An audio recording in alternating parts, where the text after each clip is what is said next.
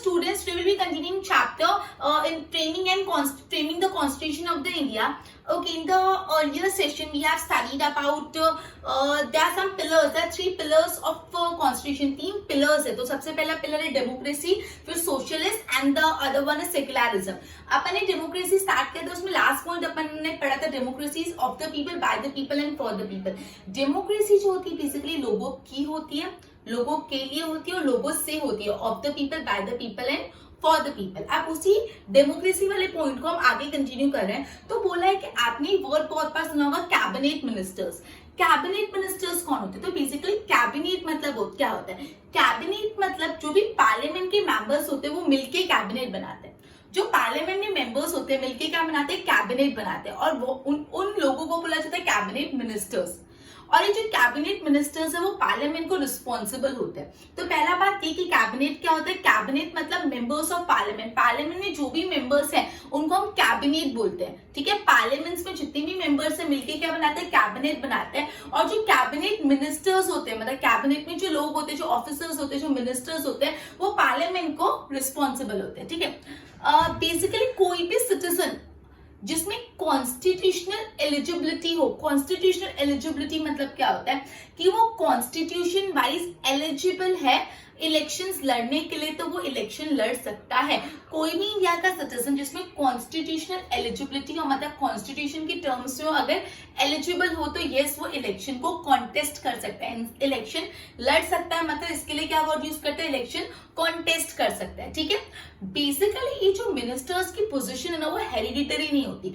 Hereditary मतलब क्या होता है कि सपोज अभी जो प्राइम मिनिस्टर है उनके बेटे ही फिर प्राइम मिनिस्टर बनेंगे. अभी जो चीफ मिनिस्टर है उनके बेटे ही चीफ मिनिस्टर, फिर उनके बेटे. हेरिडिटरी मतलब राजा, राजा का बेटा राजा, ऐसा नहीं होता.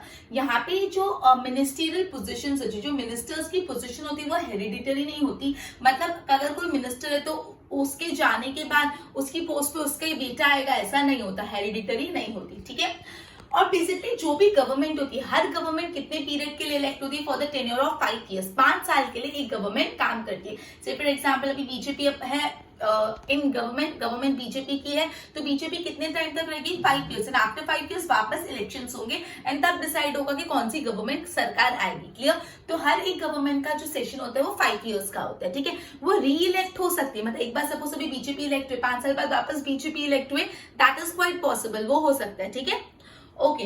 तो basically government works on the principle of constitution and it is known as responsible government. मतलब जो गवर्नमेंट कॉन्स्टिट्यूशन के प्रिंसिपल्स को ध्यान रख के काम करती है वो गवर्नमेंट को हम रिस्पॉन्सिबल गवर्नमेंट बोलते हैं. जो गवर्नमेंट कॉन्स्टिट्यूशन के प्रिंसिपल्स को ध्यान रख के काम करती है वो गवर्नमेंट को हम रिस्पॉन्सिबल गवर्नमेंट बोलते हैं.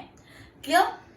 तो बेसिकली अभी अपन ने क्या पढ़ा? अपन ने ये पढ़ा जो कैबिनेट क्या होता है. कैबिनेट मतलब मेंबर्स ऑफ पार्लियामेंट. पार्लियामेंट के मेंबर्स को कैबिनेट बोला जाता है. और जो कैबिनेट मिनिस्टर्स होते हैं दे आर रिस्पॉन्सिबल. जो पार्लियामेंट, वो पार्लियामेंट के लिए जवाबदार होते हैं, वो रिस्पॉन्सिबल होते हैं. बेसिकली कोई भी सिटीजन जिसमें कॉन्स्टिट्यूशनल एलिजिबिलिटी हो, क्या है? कॉन्स्टिट्यूशनल एलिजिबिलिटी, वो इलेक्शंस कॉन्टेस्ट कर सकता है, मतलब इलेक्शंस लड़ सकता है. मतलब कोई भी सिटीजन ऑफ इंडिया जिसमें कॉन्स्टिट्यूशनल एलिजिबिलिटी मतलब जो भी एलिजिबिलिटी क्राइटेरिया कॉन्स्टिट्यूशन में डिफाइन है वो अगर सारे क्राइटेरिया फुलफिल करते हैं तो ये he can contest election. Okay, और बेसिकली पता है ये मिनिस्ट्रियल पोजीशन हेरिडिटरी नहीं होती. आपको पूछ सकते हैं क्या मिनिस्ट्रियल पोजीशन हेरिडिटरी होती है? नहीं, ऐसा नहीं होता कि एक मिनिस्टर तो उसके जाने के बाद उसका बेटा ही मिनिस्टर बने. हेरिडिटरी नहीं होता. क्लियर? उसके बाद जो भी इलेक्टेड गवर्नमेंट होती है वो कितने टाइम तक रूल करती है? 5 years तक. तो ये भी आपको फिल इन द ब्लैंक्स में पूछ सकते हैं कि जो भी इलेक्टेड गवर्नमेंट है कितने ईयर्स तक रहती है? 5 years तक रहती है. ठीक है, जो आप रिस्पॉन्सिबल गवर्नमेंट किसको बोलते हैं? 1 मार्क के लिए पूछ सकते हैं व्हाट इज रिस्पॉन्सिबल गवर्नमेंट. तो government that works on the principle of constitution are known as responsible government. जो गवर्नमेंट प्रिंसिपल्स ऑफ कॉन्स्टिट्यूशन के हिसाब से काम करती है that is government that work on the principles of constitution, उसको हम लोग बोलते हैं responsible government. Clear? Basically democratic government में लिबर्टी, इक्वालिटी, फ्रेटर्निटी, ये सारी चीजें बहुत जरूरी होती है टू अचीव द गोल. ठीक है, कॉन्स्टिट्यूशन ऑफ इंडिया में कुछ फंडामेंटल राइट्स है, प्रिंसिपल्स ऑफ पॉलिटिकल डायरेक्शन है, मेंबर्स ऑफ असेंबली, बहुत सारी चीजें हैं कॉन्स्टिट्यूशन में. इंडिपेंडेंट एंड इम्पार्शियल जस्टिस, ये सारे प्रोविजन कंट्री को एक डेमोक्रेटिक कंट्री बनाते हैं. अपने इंडिया के कॉन्स्टिट्यूशन में बहुत सारे प्रोविजन है जो आपके टेक्स्ट बुक में लिस्ट डाउन किए हुए हैं. मैं 2-3 खाली मैंने बता रही हूँ, जैसे fundamental rights, principle of political direction, members of assembly, independent and impartial justice, ये सारी चीजें, ये सारे प्रोविजन ही कंट्री को डेमोक्रेटिक बनाते हैं। क्लियर? अब अपन नेक्स्ट पढ़े यूनिवर्सल एडल्ट सफरेज। आप सबको इसका मतलब आई होप पता हो, because you are in 9th standard right now, so आपने पहले बचपन से आप इस चीज को पढ़ो, universal adult suffrage. So okay, so who doesn't know उनके लिए बता देती हूँ। यूनिवर्सल एडल्ट सफरेज ये होता है, कोई भी सिटीजन ऑफ इंडिया जो 18 साल या 18 साल से ज्यादा की उम्र का है, वो अपना वोट दे सकता है, इररिस्पेक्टिव उसका रिलीजन क्या है, उसका कास्ट क्या है, उसका कलर क्या है, कोई भी उसका जेंडर, कोई भी चीज इफेक्ट नहीं करती। मतलब कोई भी सिटीजन जो 18 साल या 18 साल से ऊपर की उम्र का है, वो अपने चाहने वाले रिप्रेजेंटेटिव को वोट कर सकता है, इररिस्पेक्टिव ऑफ उसके रिलीजन, उसके कलर, उसके जेंडर, उसकी लैंग्वेज, कोई भी चीजों को इररिस्पेक्टिव मद्देनजर नहीं रखा जाता। वो सब चीजें मायने नहीं देती, गोरा, काला, अमीर, गरीब, male, female, anyone could vote for the representative of their choice. Clear? इसको बोलते हैं universal adult suffrage. But okay, you need to keep in mind कि जो भी सिटीजन वोट कर रहा है उसका नाम इलेक्टोरल लिस्ट में होना चाहिए। इलेक्टोरल लिस्ट बनती, इफ यू माइट नो, जो भी इलेक्शंस में वोट करने चाहते हैं, your parents might go for voting in election, they always carry a election card with them.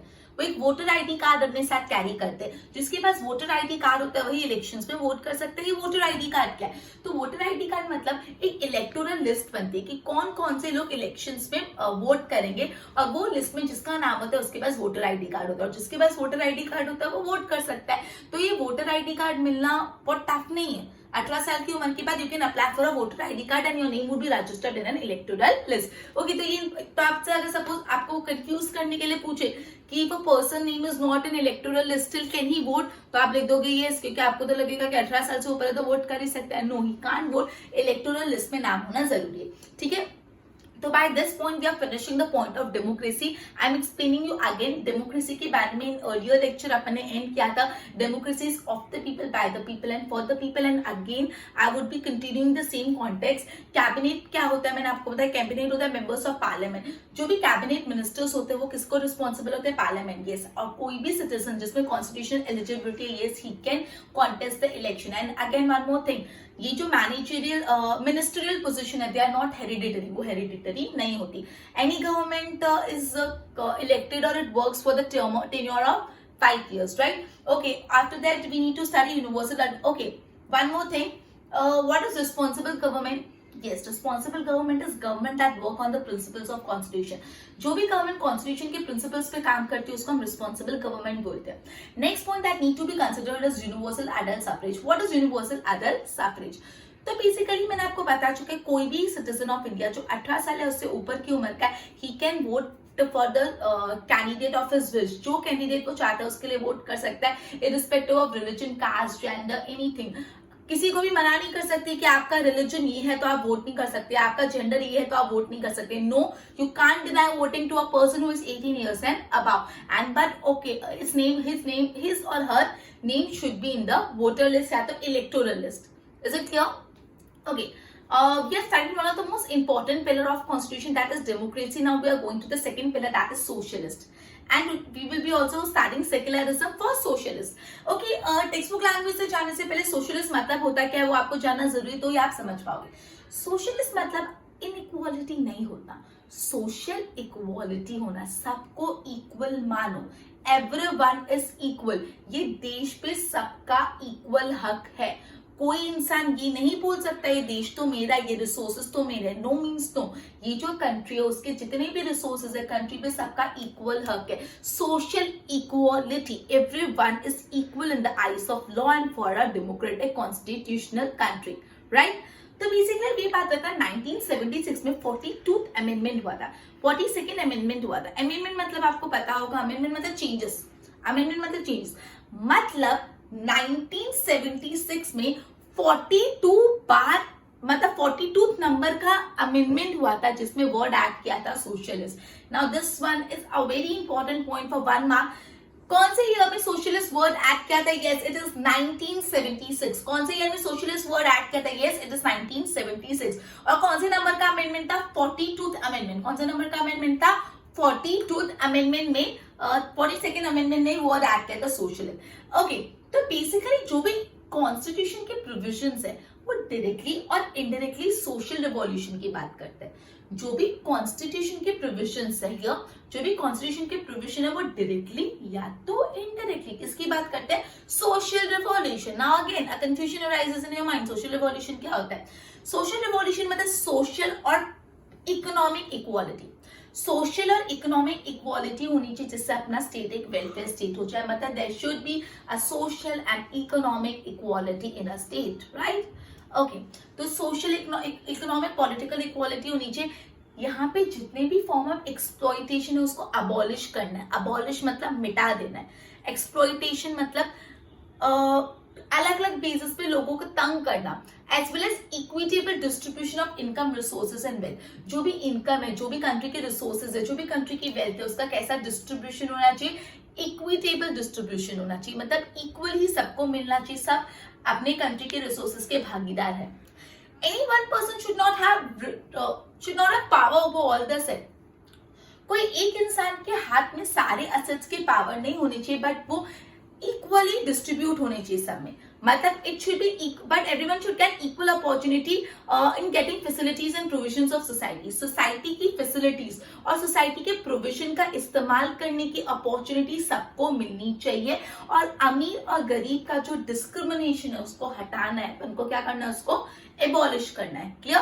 तो this was socialist. Once again I am throwing some light on the topic of socialist. ध्यान देना, socialist पढ़ने से पहले आपके mind में जो सबसे पहले क्लिक होना चाहिए वो होता है सोशलिस्ट मतलब सोशल इकोनॉमिक पॉलिटिकल इक्वालिटी। हर सिटीजन इक्वल है, कोई एक इंसान अपने कंट्री के सारे एसेट पे कंट्रोल नहीं कर सकता, we all are equal, right? तो सोशल इकोनॉमिक पॉलिटिकल इक्वालिटी। तो सबसे पहले पॉइंट 1976 ये में 42 नंबर का अमेंडमेंट हुआ था जिसमें वर्ड सोशलिस्ट ऐड किया था। अब सोशलिस्ट मतलब जो भी कॉन्स्टिट्यूशन के प्रोविजन है उसमें डायरेक्टली या तो इनडायरेक्टली किस चीज की बात करिए, social revolution, that is social political और इकोनॉमिक इक्वालिटी, जिससे अपना स्टेट एक वेलफेयर स्टेट बन जाए। जितने भी फॉर्म्स ऑफ डिस्क्रिमिनेशन है उसको अबॉलिश करना है। डिस्क्रिमिनेशन, एक्सप्लॉइटेशन नहीं होना चाहिए, किसी को परेशान मत करो, एक्सप्लॉइट मत करो, तंग मत करो, एक्सप्लॉइटेशन अबॉलिश करो, as well as equitable distribution of income, resources और वेल्थ। जो भी इनकम है, जो भी रिसोर्सेज है, जिसको भी वेल्थ है, उसका कैसा डिस्ट्रीब्यूशन होना चाहिए, तो उसका इक्विटेबल डिस्ट्रीब्यूशन होना चाहिए। Any person should not have power over all the asset. कोई एक इंसान के पास सारे असेट्स के ऊपर पावर नहीं होनी चाहिए, बट जितने भी लोग हैं कंट्री में उन सबको इक्वल अपॉर्चुनिटी मिलनी चाहिए कि वो कंट्री के फैसिलिटीज और कंट्री के प्रोविजन का यूज कर पाए। और ये जो अमीर और गरीब का डिस्क्रिमिनेशन है उसका एलिमिनेट करना है, हटाना है, ठीक है? ओके, इसलिए जो अपना इंडियन कॉन्स्टिट्यूशन है उसको एक सोशलिस्ट डॉक्यूमेंट कहा गया, बिकॉज वो हमेशा सोशल इक्वालिटी पे फोकस करता है। जो अपना इंडियन कॉन्स्टिट्यूशन है उसको कैसा डॉक्यूमेंट कहा गया, सोशलिस्ट डॉक्यूमेंट कहा गया। I hope that clear. Now we are heading towards the third pillar of the constitution, that is secularism. तो secularism पढ़ने से पहले अपन को ये पता होना चाहिए कि secularism होता क्या। secularism मतलब ये बात, हमारे पास हक है as a citizen of India कि हम कोई भी रिलीजन फॉलो कर सकते हैं। हमको कोई नहीं बोल सकता कि आप यही धर्म फॉलो करो, यही रिलीजन फॉलो करो। We have a right to choose our own religion, हम अपना रिलीजन खुद चुन सकते हैं, दैट इज सेक्युलरिज्म। क्लियर? अपन सबको पता है इंडिया में सिर्फ एक रिलीजन फॉलो होता है, ऐसा नहीं है। इंडिया कोई पर्टिकुलर रिलीजन को बिलोंग नहीं करता, अपन को पता है हिंदुइज्म, जैनिज्म, इस्लाम, अलग अलग रिलीजन इंडिया में, राइट? बुद्धिज्म, क्रिश्चियनिटी, मतलब अलग अलग रिलीजन, बहुत सारे रिलीजन इंडिया में प्रैक्टिस होते हैं। तो ये जो वर्ड सेक्युलरिज्म वो भी कब ऐड किया था, 1976 में 42th अमेंडमेंट जो हुआ था, 42 नंबर का जो अमेंडमेंट हुआ था उसमें 1976 में सेक्युलरिज्म वर्ड ऐड किया था। India does not follow any religion, India कोई धर्म नहीं फॉलो कर रहा, इंडिया के लोग अलग अलग धर्म फॉलो करें। ध्यान से सुनना, इंडिया कोई धर्म फॉलो नहीं कर रहा, इंडिया के लोग अलग अलग धर्म फॉलो करें। So India does not follow any religion, India का कोई धर्म नहीं, इंडिया का कोई रिलीजन नहीं है। Citizen can choose their religion, citizen के पास ये पावर है कि they can choose the religion of their choice. अगर सपोज कोई हिंदुइज्म में बॉर्न हुआ है and he need to convert to Buddhism और जैनिज्म और any other religion, he can do it, और वाइस वर्सा, कोई दूसरे रिलीजन से हिंदुइज्म में जाना चाहे, they can do it, right? तो basically every citizen of India has an opportunity to choose their religion.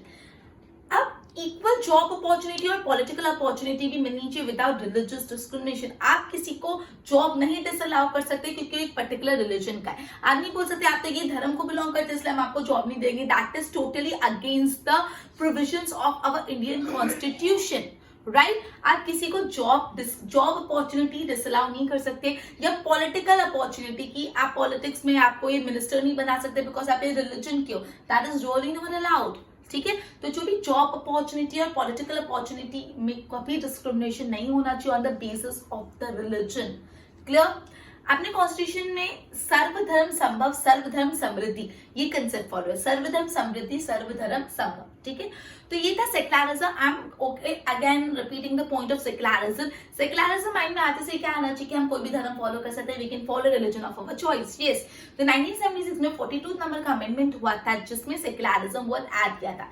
India does not follow any religion and people of India have a total freedom to choose the religion of their choice. And then again, equal job opportunities and political opportunities should be given without any religious discrimination. कोई भी धर्म, कोई भी religion का discrimination करे बिना job और political opportunity मिलनी चाहिए। इंडिया कौन सा कंसेप्ट फॉलो करता है? सर्वधर्म समृद्धि सर्वधर्म संभव, ये कंसेप्ट इंडिया फॉलो करता है। तो अपने तीन पिलर्स ऑफ कॉन्स्टिट्यूशन पढ़े। पहला था democracy, the other one secularism and the other one was socialist and the third one is secularism.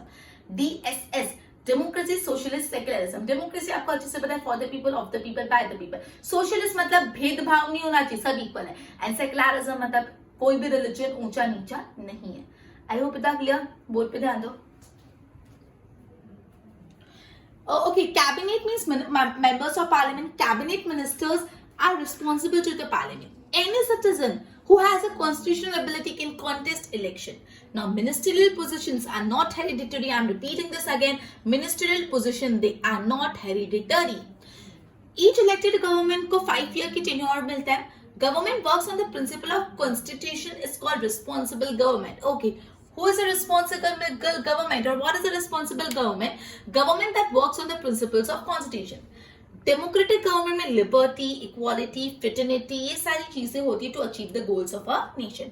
Now constitution of India में fundamental right, principles of political direction, members of assembly, independent and impartial justice, ये सारे provision country को democratic बनाते हैं। Now universal and suffrage क्या होता है? Citizen 18 years और above can cast vote to one's choice of leader without discrimination against religion, language, income, gender. Okay, but citizen has to be enlisted in which list? इसको electoral list भी बोलते हैं या तो वोटर लिस्ट भी बोलते हैं। वोटर लिस्ट या इलेक्टोरल लिस्ट में नाम होना चाहिए। Now the other one is socialist. 1976 में 42 नंबर ऑफ अमेंडमेंट हुआ था जिसमें सोशलिस्ट वर्ड ऐड किया था। Now provision of constitution directly or indirectly क्या चाहते? They want social revolution. That is social और इकोनॉमिक इक्वालिटी से ही अपना एक स्टेट वेलफेयर स्टेट बनेगा। Social, economic, political equality, it abolish all form of exploitation, जितनी भी एक्सप्लॉइटेशन फॉर्म है अबॉलिश करते हैं, as well as equitable distribution of income, resources and wealth. Any person should not have any power over the asset, but everyone should have equal opportunity by getting facilities and provision of society. कोई भी एक इंसान के पास सारे asset का power नहीं है, but ये जितने भी citizens हैं इंडिया में उन सबको equal opportunity मिलनी चाहिए कि वो इंडिया के प्रोविजंस और इंडिया के फैसिलिटी का यूसेज कर पाए।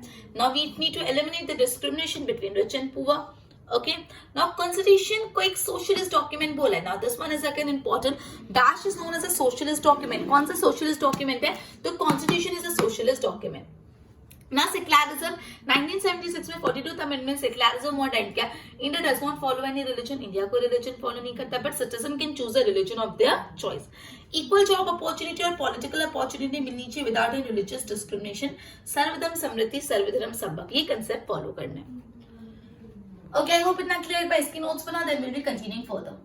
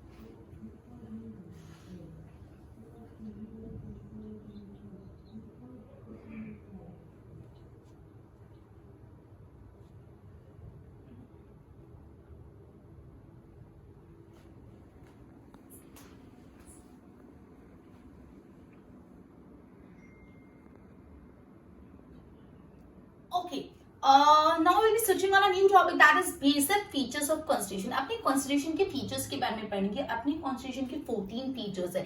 ये 14 features पढ़ने के बाद अपना chapter complete हो जाएगा. तो basically अपने constitution के कितने features है?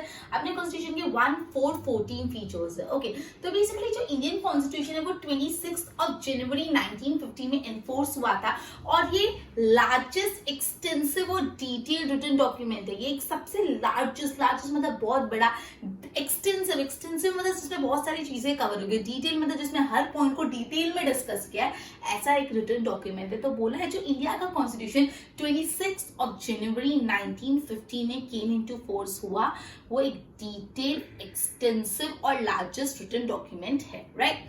अब अपन फीचर्स पढ़े. सबसे पहला फीचर है रिटन डॉक्यूमेंट. अपना कॉन्स्टिट्यूशन ओरल नहीं, अपना कॉन्स्टिट्यूशन कैसा है? रिटन है, वो लिखित है, पूरा रिटन अपना कॉन्स्टिट्यूशन है. बेसिकली इजराइल और ब्रिटेन के अलावा जितनी भी कंट्रीज है उन सबका कॉन्स्टिट्यूशन रिटन कॉन्स्टिट्यूशन है, including India. Israel and Britain के अलावा जितनी भी कंट्रीज है सबका कॉन्स्टिट्यूशन रिटन फॉर्म में, इंक्लूडिंग इंडिया. तो इंडिया का कॉन्स्टिट्यूशन भी रिटन फॉर्म में ही है. तो अगर पूछे कौन सी दो कंट्रीज है जिसका कॉन्स्टिट्यूशन रिटन फॉर्म में नहीं है, तो क्या आंसर आएगा? Yes, it is Israel and Britain. Clear. Basically India का social structure, geographical diverse circumstances देख के और एक प्री हिस्टोरिकल नोशन को मद्देनजर रख के कॉन्स्टिट्यूशन असेंबली ने कॉन्स्टिट्यूशन को एक रिटन फॉर्म में ड्राफ्ट किया. तो आपको पूछ सकते हैं कि कॉन्स्टिट्यूशन असेंबली ने ड्राफ्ट कॉन्स्टिट्यूशन रिटन फॉर्म में लिखा इंडिया का सोशल स्ट्रक्चर समझ के, जियोग्राफिकल डाइवर्स्ड सर्कमस्टांसेस समझते हुए और एक प्री हिस्टोरिकल नोशन, हिस्ट्री से पहले प्री हिस्टोरिकल एक नोशन मतलब एक आइडिया, कंसेप्ट लग के चल रहा है कि जो कॉन्स्टिट्यूशन होगा वो तो रिटन फॉर्म में होगा. तो ये सब चीजों के कारण जो इंडियन कॉन्स्टिट्यूशन है वो रिटन कॉन्स्टिट्यूशन है. ठीक है. तो सबसे पहले अपना फीचर कंप्लीट हो गया रिटन कॉन्स्टिट्यूशन. इसमें सिर्फ आपको इतना लिखना है कि ब्रिटेन और इजराइल के अलावा जितनी भी कंट्रीज है इंक्लूडिंग इंडिया, उनका कॉन्स्टिट्यूशन रिटन फॉर्म में, अपना कॉन्स्टिट्यूशन रिटन फॉर्म में considering social diverse geographical circumstances, pre historical notion, ये सब चीजें ध्यान रख के अपना जो कॉन्स्टिट्यूशन असेंबली है उन्होंने कॉन्स्टिट्यूशन को रिटन फॉर्म में रखा. फिर साइज ऑफ कॉन्स्टिट्यूशन. अपन पढ़ रहे जो इंडिया का कॉन्स्टिट्यूशन है बहुत लार्ज है, बहुत एक्सटेंसिव है, बहुत डिटेल्ड है. तो इंडिया के कॉन्स्टिट्यूशन में 22 सेक्शंस, 395 आर्टिकल्स और 8 अपेंडाइसेस है. Like imagine 22 section, 395 articles and 8 अपेंडाइसेस. इतना कंटेंट कवर किया अगर इंडिया के कॉन्स्टिट्यूशन ने. इंडिया के कॉन्स्टिट्यूशन में बहुत सारी चीजों के रिलेटेड प्रोविजन है, जैसे स्टेट एडमिनिस्ट्रेशन कैसे होगा, स्टेट की इंटर रिलेशनशिप कैसे होंगे, फंडामेंटल राइट्स क्या होंगे, principles of political policies, judiciary कैसा होगा, इलेक्शन कमीशन कैसे बनेगी, माइनॉरिटीज का इंटरेस्ट कैसे सेफगार्ड करेंगे, एंड मेनी मोर. बहुत सारी डिटेल प्रोविजंस इंडियन कॉन्स्टिट्यूशन में लिखे गए, इसलिए इंडियन कॉन्स्टिट्यूशन को largest, extensive and detailed written document माना जाता है. जो इंडिया का कॉन्स्टिट्यूशन है सबसे लॉन्गेस्ट रिटन कॉन्स्टिट्यूशन है. जितनी भी कंट्रीज की कॉन्स्टिट्यूशन है, जितनी भी आज तक रिटन चीज थी, उसमें सबसे बड़ा इंडियन कॉन्स्टिट्यूशन है. तो सेकेंड अपना फीचर है साइज ऑफ कॉन्स्टिट्यूशन. इंडिया के कॉन्स्टिट्यूशन में 22 सेक्शंस, 395 आर्टिकल्स एंड 8 अपेंडाइसेस है. 22 sections, 395 articles and 8 appendices. India की कॉन्स्टिट्यूशन में प्रोविजंस है related to state administration, interstate relationship, judiciary, minorities, fundamental rights and many more. ठीक है. तो इस वजह से जो इंडिया का कॉन्स्टिट्यूशन है वो largest, extensive and detailed written document माना जाता है. तो दो अपन ने फीचर्स पढ़े. पहला था written document and the second one is size of the constitution. तो रिटन डॉक्यूमेंट इंडिया का कॉन्स्टिट्यूशन लिखित फॉर्म में, and second size of the constitution मतलब इंडिया का कॉन्स्टिट्यूशन बहुत बड़ा है, लंबा है. Then single citizenship. Okay, single citizenship. अपने इंडिया में सिर्फ एक ही सिटीजनशिप मिलती है, मतलब पूरी कंट्री की सिटीजनशिप. लेकिन that is not quite normal. USA में हर इंसान के पास 2 सिटीजनशिप है. कंफ्यूज, 2 सिटीजनशिप कैसे हो सकती है? एक सिटीजनशिप यूएसए की मतलब पूरी कंट्री की, और एक सिटीजनशिप जिस स्टेट को वो बिलोंग करता है उसकी. यूएसए में ड्यूअल सिटीजनशिप का कंसेप्ट है, मतलब एक सिटीजनशिप पूरे कंट्री की, पूरे यूएसए की, और एक सिटीजनशिप जिस स्टेट को वो बिलोंग करता है उसकी. क्लियर? तो बेसिकली इंडिया में ड्यूअल सिटीजनशिप नहीं, इंडिया में सिंगल सिटीजनशिप. आप कोई भी स्टेट को बिलोंग करते हो, कोई भी फर्क नहीं पड़ता, आपको सिर्फ इंडिया की सिटीजनशिप मिलेगी. ठीक है. मतलब जैसे suppose we belong to Gujarat, right?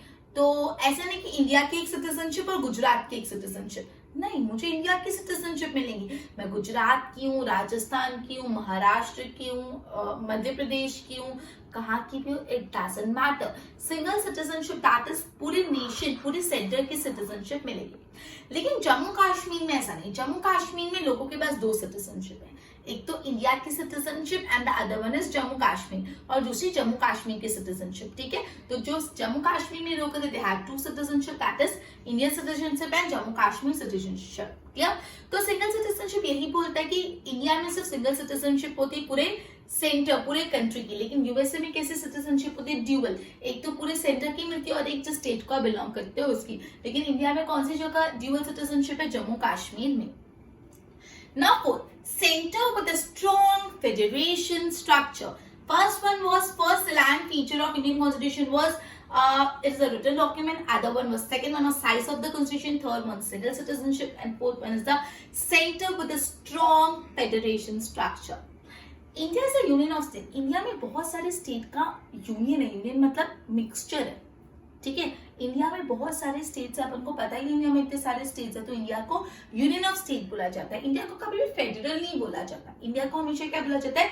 Union of state, क्योंकि यूनियन मतलब होता है कि परमानेंट और इरिवर्सिबल रिलेशनशिप है यूनियन और स्टेट का। यूनियन मतलब क्या होता है? ये जो रिलेशनशिप है पूरे सेंटर का और जो स्टेट्स का, वो रिलेशनशिप परमानेंट है, हमेशा रहेगा, इरिवर्सिबल और पलटा नहीं जा सकता।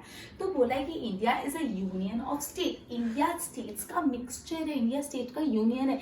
कभी भी फेडरल ऑफ स्टेट्स नहीं वर्ड यूज किया, फेडरल नहीं यूज किया, वर्ड यूज किया यूनियन ऑफ स्टेट, क्योंकि यूनियन मतलब होता है इट इज द, ये परमानेंट और इरिवर्सिबल रिलेशनशिप है। कैसे? एकदम परमानेंट जो हमेशा रहेगा, इरिवर्सिबल मतलब जिसको पलट नहीं सकते। परमानेंट और इरिवर्सिबल रिलेशनशिप है यूनियन और स्टेट के बीच का, ठीक है?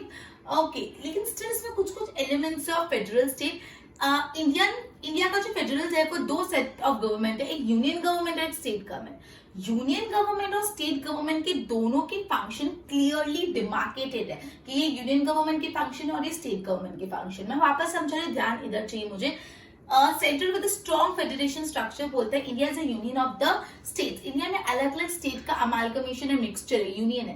कभी भी फेडरल स्टेट यूज नहीं किया, union of state, because union मतलब होता है कि जो सेंटर है और जो स्टेट है उनके बीच में एक परमानेंट और इरिवर्सिबल रिलेशनशिप है। स्टिल कुछ फेडरल गवर्नमेंट के फीचर्स है। इंडिया में दो गवर्नमेंट, एक सेंट्रल गवर्नमेंट मतलब जो पूरे कंट्री के लिए, और एक स्टेट गवर्नमेंट जो पर्टिकुलर स्टेट के लिए। और ये दोनों गवर्नमेंट के जो भी फंक्शंस है वो क्लियरली कॉन्स्टिट्यूशन में डिमार्केटेड है।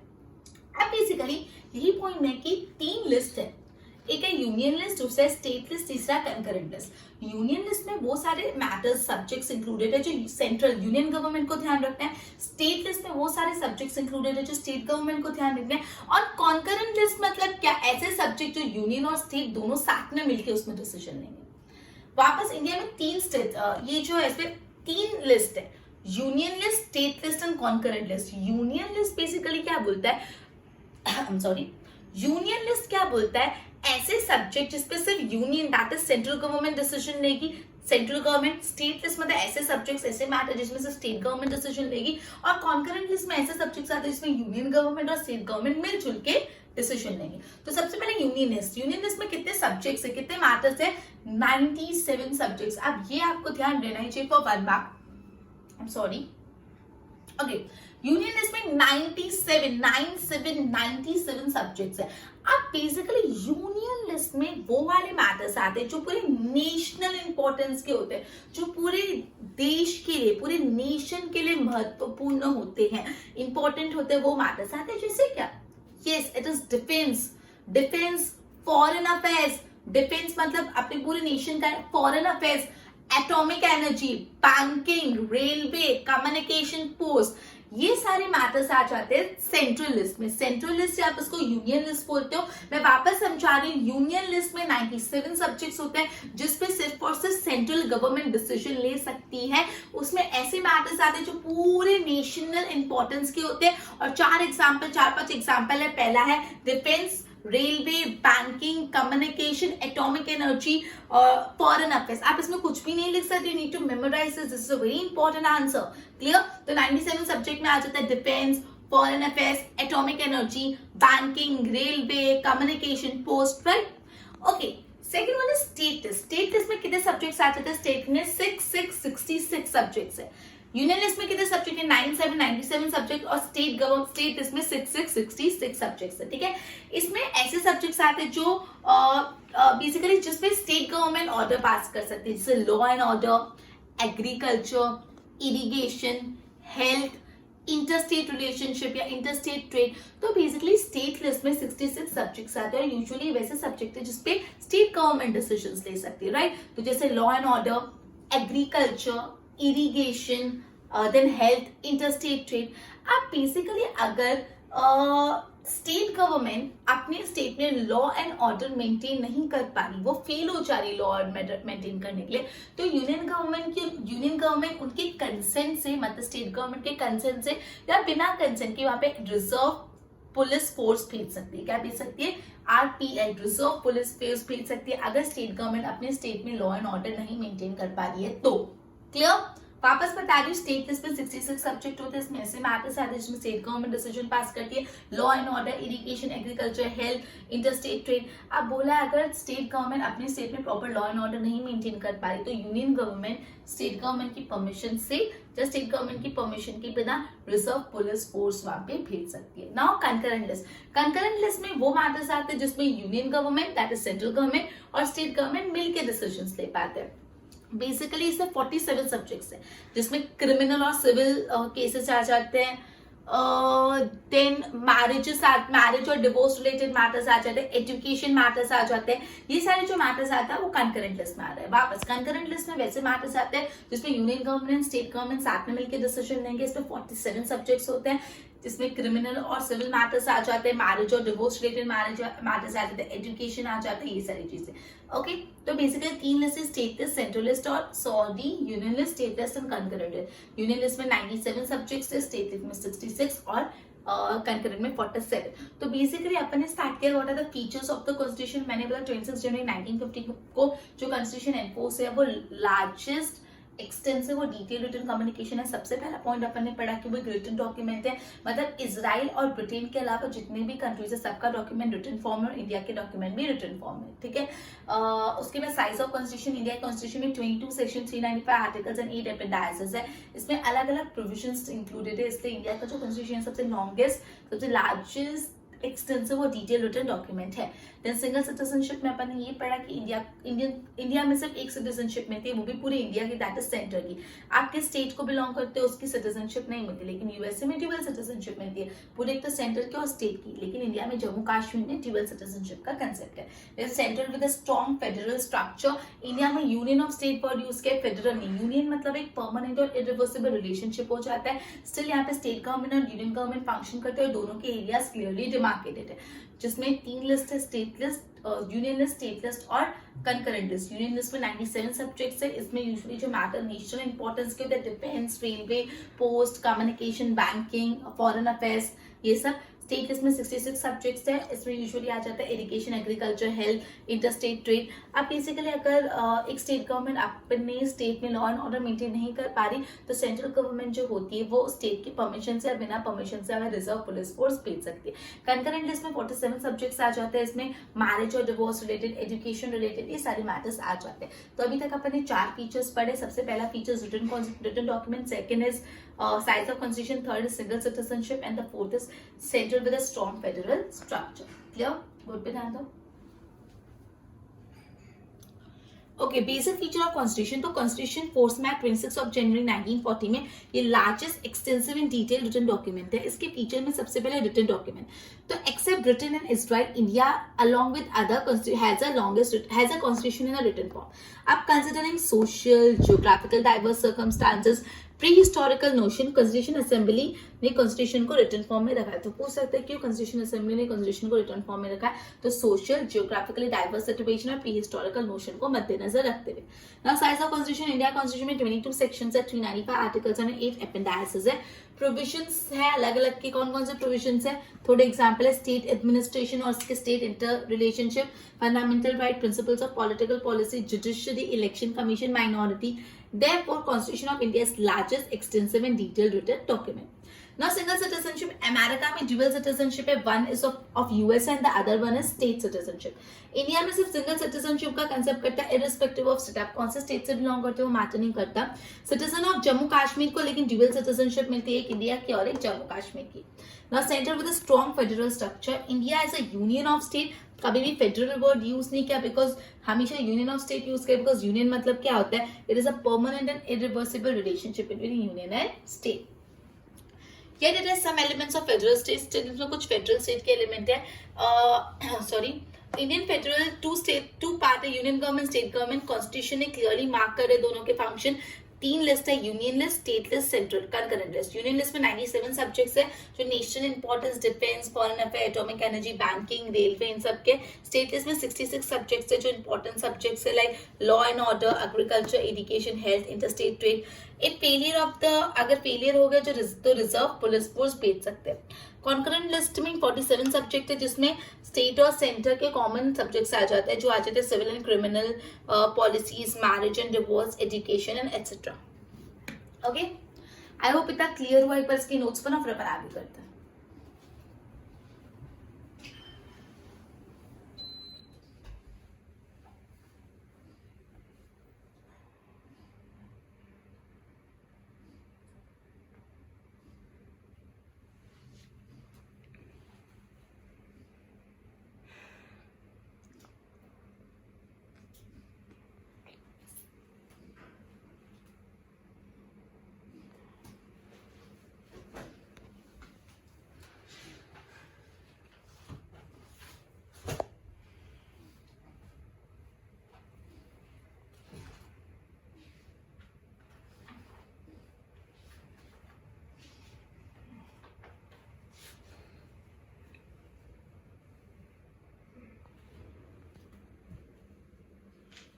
ओके, तो अपन ने ये पढ़ा state list, union list and concurrent list. The fourth one is residuary power.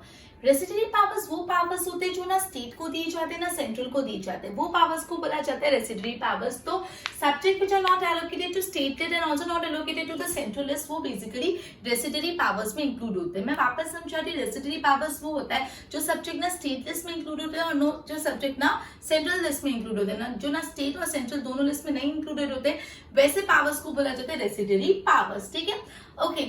Matters are not included in division of power. वैसे मैटर्स जिसको हम बांट ही नहीं सकते, मैटर्स जो डिवीजन में इंक्लूडेड ही नहीं होते, वैसे पावर्स को रेसिडरी पावर्स बोला जाता है. और रेसिडरी पावर्स का लेजिस्लेशन कौन करते हैं? रेसिडरी पावर का लेजिस्लेशन सेंट्रल गवर्नमेंट करते हैं. जो रेसिडरी पावर्स है उनका लेजिस्लेशन कौन करते हैं? यस, लेजिस्लेशन करते हैं सेंट्रल गवर्नमेंट. तो आपको 1 मार्क में पूछ सकते हैं, जो रेसिडरी पावर्स होते हैं मतलब जिनका ना स्टेट ना सेंट्रल दोनों पे हक नहीं, दोनों का जिस पे हक नहीं होता, वैसे पावर्स का जो लेजिस्लेशन है वो कौन करता है? सेंट्रल गवर्नमेंट करता है. ठीक है, अब सेंट्रल गवर्नमेंट के पास कौन कौन से टैक्सेस कलेक्ट करने की अपॉर्चुनिटीज है, मतलब excise duty, customs, import export, income tax, ये सब किसके पास जाता है? सेंट्रल गवर्नमेंट के पास. तो स्टेट गवर्नमेंट के पास क्या जाता है? स्टेट गवर्नमेंट के पास sales tax, revenue tax, entertainment tax, education tax, ये सारे जो टैक्स होते हैं वो स्टेट गवर्नमेंट के पास जाते हैं. तो वापस मैं रेसिडरी पावर्स बता रही हूँ. रेसिडरी पावर्स वो पावर्स मतलब इसमें वो सब्जेक्ट्स इंक्लूडेड होते हैं ना स्टेट लिस्ट के पास होते हैं ना सेंट्रल लिस्ट के पास होते हैं. ये वैसे पावर्स है जो हम डिवाइड ही नहीं कर सकते और वैसे पावर्स को रेसिडरी पावर्स बोला जाता है. जो रेसिडरी पावर्स होते हैं उनपे जो लेजिस्लेशन होता है वो किसका होता है? Central government. जो रेसिडरी पावर्स है उस पर लेजिस्लेशन होता है सेंट्रल गवर्नमेंट, उस पर लेजिस्लेट करती है. ओके, तो कौन कौन से टैक्सेस है जो सेंट्रल गवर्नमेंट कलेक्ट करती है, कौन कौन से टैक्सेस है जो स्टेट गवर्नमेंट कलेक्ट करती है? तो excise duty, import export, custom, income tax, ये सारी जो टैक्सेस है वो कलेक्ट करते हैं central government. State government collect करते हैं revenue tax, sales tax, entertainment tax, education tax, ये सारे जो टैक्स है वो कलेक्ट करते हैं स्टेट गवर्नमेंट. राइट, अब हम पढ़ने वाले fifth feature, that is unified arrangement during crisis. जब क्राइसिस होता है, जब डिफिकल्टीज होती है, तब क्या होता है? तो बेसिकली इमरजेंसीज के 3 प्रोविजन अपने कॉन्स्टिट्यूशन में डाले कि जब इमरजेंसी आए कंट्री में तो 3 प्रोविजन है.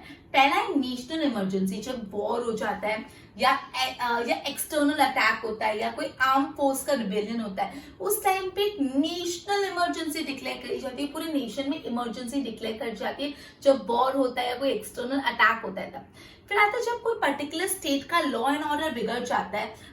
जब कोई लॉ एंड ऑर्डर बिगड़ जा रहा है तो state can not control function according to constitution. जब कोई कंट्री का लॉ एंड ऑर्डर बिगड़ जा रहा है या कोई स्टेट अपने कंट्रोल नहीं कर पा रहा है as per the provision of constitution, उस टाइम पे कॉन्स्टिट्यूशनल इमरजेंसी डिक्लेयर की जाती है। कौन सी इमरजेंसी डिक्लेयर करती है? Constitutional emergency.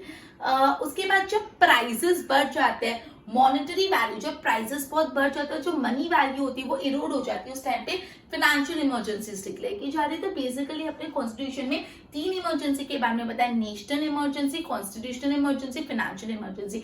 नेशनल इमरजेंसी कब डिक्लेयर की जाती है? नेशनल इमरजेंसी कब तब डिक्लेयर करी जाती है, सॉरी, जब वॉर डिक्लेयर किया जाता है, एक्सटर्नल अटैक होता है, आर्म फोर्स का रिबेल होता है, उन सब के टाइम नेशनल इमरजेंसी डिक्लेयर की जाती है। कॉन्स्टिट्यूशनल इमरजेंसी कब डिक्लेयर की जाती है? कॉन्स्टिट्यूशनल इमरजेंसी डिक्लेयर कर जाती है जब लॉ एंड ऑर्डर नहीं हो पा रहा या स्टेट गवर्नमेंट प्रॉपर्ली फंक्शन नहीं कर पा रही according to the constitution of, according to provision of constitution के प्रोविजन के तहत जब वो फंक्शन नहीं कर पा रहे, तब कॉन्स्टिट्यूशनल इमरजेंसी डिक्लेयर करती है। और जो मनी, जो प्राइस बढ़ जाता है और जो मॉनेटरी वैल्यू होती है वो इरोड हो जाती है, उस टाइम पे हम फाइनेंशियल इमरजेंसी डिक्लेयर करते हैं। ठीक है, अब ये जो इमरजेंसीज होती है उस टाइम पे पूरा एक यूनिटरी सिस्टम हो जाता है। यूनिटरी सिस्टम मतलब एक सेंट्रल डील करता है, जो central government is more power to deal with emergency. तीनों इमरजेंसी से डील कौन करता है? स्टेट की central government, it is central government. तीनों इमरजेंसी से सेंट्रल गवर्नमेंट डील करता है, राइट। तो अपन ने पढ़ा यूनिफाइड अरेंजमेंट ड्यूरिंग क्राइसिस के टाइम कॉन्स्टिट्यूशन में 3 emergency, that is national emergency, constitutional emergency, financial emergency. और तीनों इमरजेंसी में सबसे ज्यादा पावर सेंट्रल गवर्नमेंट के पास होते हैं। Okay, the next one is parliamentary system. The next topic, the next feature of Indian Constitution is parliamentary system. तो बोला पार्लियामेंट है ना, सुप्रीम अथॉरिटी है रिप्रेजेंटिंग पीपल। पार्लियामेंट एक सुप्रीम अथॉरिटी, सबसे ज्यादा अथॉरिटी है। ओके, अपने यहाँ पे बायकामल पार्लियामेंट है। बायकामल पार्लियामेंट मतलब अपने यहाँ पे 2 हाउसेस है, अपर हाउस और lower house. Upper house of parliament को राज्यसभा बोलते हैं and lower house of the parliament को लोकसभा बोलते हैं। क्लियर? तो बेसिकली जो प्रेसिडेंट होता है यूनियन पे, एक्चुअली सबसे हाई अथॉरिटी पे यूनियन में देखा जाए तो प्रेसिडेंट होता है और स्टेट में देखा जाए तो गवर्नर होता है। एक्चुअली अगर हमें देखा जाए सबसे हायर अथॉरिटी जो होती है वो पूरे कंट्री का, यूनियन में प्रेसिडेंट और state wise governor. But actual जो एडमिनिस्ट्रेशन काम है वो कौन करते हैं? काउंसिल ऑफ मिनिस्टर्स करते हैं under the leadership of prime minister in case of union and chief minister in case of state. मतलब बोला है एक्चुअली देखा जाए तो पावर होता है हाईएस्ट यूनियन में प्रेसिडेंट और स्टेट में गवर्नर, लेकिन एक्चुअल एडमिनिस्ट्रेशन काम कौन करता है? Council of ministers. Council of minister मतलब जो रेल मिनिस्टर होते हैं, रोड मिनिस्टर्स होते हैं, फाइनेंस मिनिस्टर होते हैं, फॉरेन मिनिस्टर्स होते हैं। मिनिस्टर्स जो होते हैं वो काम करते हैं यूनियन के लिए, वो प्राइम मिनिस्टर की लीडरशिप में करते हैं और स्टेट के लिए वो चीफ मिनिस्टर की लीडरशिप में करते हैं। ठीक है, okay. President select 12 people that are expert and experienced in various field for Rajya Sabha. Rajya Sabha जो अपर हाउस ऑफ पार्लियामेंट है उसके लिए प्रेसिडेंट खुद 12 लोगों को सिलेक्ट करता है जो अलग अलग फील्ड में एक्सपर्ट और एक्सपीरियंस है। राज्यसभा को एक परमानेंट हाउस माना जाता है। कौन सा हाउस? परमानेंट। तो आपको पूछ सकते हैं कौन सा हाउस परमानेंट हाउस होता है? राज्यसभा की Lok Sabha. Yes, you have to write Rajya Sabha. हर साल 1/3, हर 2 साल में एक बार 1/3 ऑफ द मेंबर उसके रिटायर होते हैं और उतने ही न्यू आते हैं। 2 साल में एक बार 1/3 मेंबर रिटायर होते हैं। हर मेंबर राज्यसभा में 6 साल के लिए रह सकते हैं।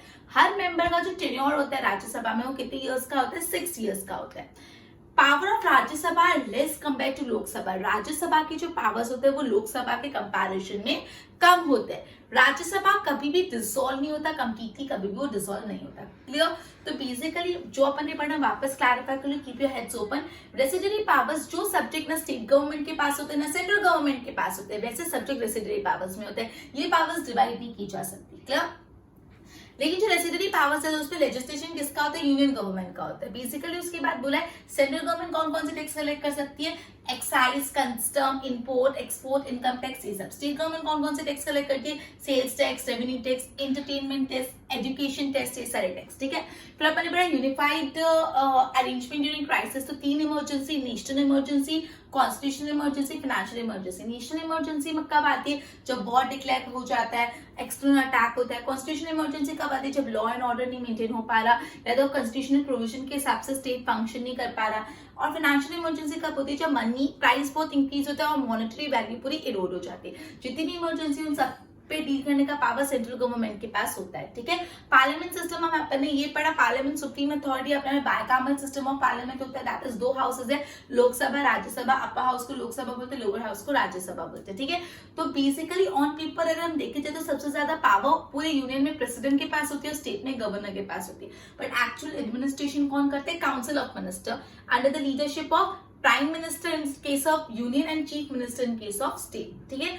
बेसिकली पूरा राज्यसभा में प्रेसिडेंट 12 मेंबर्स खुद इलेक्ट करते हैं जो अलग अलग फील्ड में एक्सपर्ट और एक्सपीरियंस होते हैं। राज्यसभा को परमानेंट हाउस बोला जाता है, वो पूरा कभी भी डिसॉल्व नहीं होता, लेकिन उसके 1/3 ऑफ द मेंबर साल में 2 साल में एक बार रिटायर होते हैं, क्लियर। तो बोला राज्यसभा को परमानेंट हाउस बोला जाता है, वो कभी भी पूरा खत्म नहीं, नष्ट नहीं हो सकता, ठीक है।